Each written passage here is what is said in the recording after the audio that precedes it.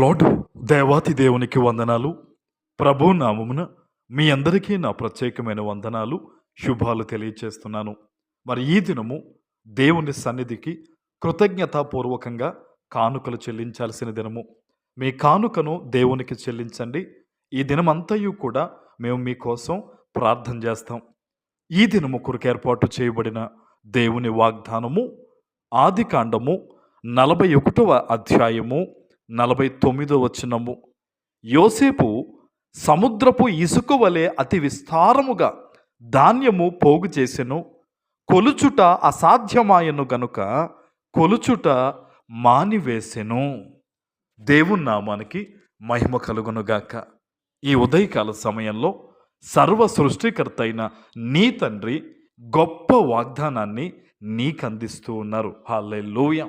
ఈ నూతన నెల, ఈ ప్రారంభ దినాన నీ జీవితంలో దేవుడు అతి గొప్ప విస్తారమైన సమృద్ధి ఏ రీతిగా నీకు కావాలో ఆ రీతిగా దేవుడు దయచేయబోతున్నారు, నీవు ఫలించడం కోసం. ఆమెన్. చాలామంది ఏమనుకుంటారంటే, నా జీవితము ఇంకా మారదేమో, నా పరిస్థితులు ఇంకా దిగజారిపోతాయా అని ఒక అపనమ్మిక హృదయ అంతరంగంలో దాచుకుంటారు. ఈరోజు అట్టివారితో దేవుడు చెప్తూ ఉన్నాడు, నీ జీవితంలో సముద్రపు ఇసుక వలె విస్తారమైన సమృద్ధి అనేది నువ్వు చూడబోతూ ఉన్నావు. నువ్వు అనుకోవచ్చు, ఇది నా కోసమేనా దేవుడు మాట్లాడుతుంది, నాకు జ్ఞానం లేదు కదా, నాకు పెద్ద జీతం లేదు కదా, నాకు టాలెంట్ లేదు కదా, నేను ఒంటరి వ్యక్తిని కదా, నేనెలాగా నాకు కావాలనుకున్న దాంట్లో గొప్పగా పొందుకుంటాను అని నువ్వు అనుకుంటున్నావు. కానీ నమ్ముట నీ వలనైతే నమ్మువానికి సమస్తము సాధ్యమన్నాడు దేవుడు. ఈ ప్రపంచంలో ప్రతి ఒక్కరిని కూడా దేవుడు ఒక ప్రత్యేకమైన ప్రణాళికతో రూపొందించాడు. అందులో ఈ వాగ్దానాన్ని వింటున్న నీవు దేవునికి ఎంతో ప్రత్యేకం. దేవుని సన్నిధిలో ఈ మొట్టమొదటి దినాన ఎలుగెత్తి ప్రార్థన చేయి. దేవా, విస్తారమైన దీవెన నా జీవితంలో చూడాలయ్యా, అన్యజనులందరి ముందు నేను సాక్ష్యం చెప్పాలయ్యా.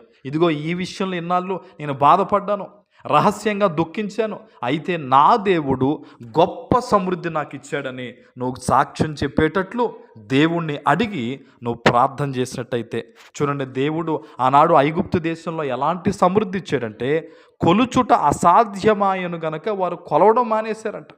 నీ జీవితంలో ఇంకా రేపొద్దున నువ్వు చెప్పాలనుకున్న సాక్ష్యాలు ఇంకా చెప్పడానికి కూడా నీకు అవకాశం ఉండదు. అన్ని గొప్ప సాక్ష్యాలు దేవుడు పెట్టబోతూ ఉన్నాడు.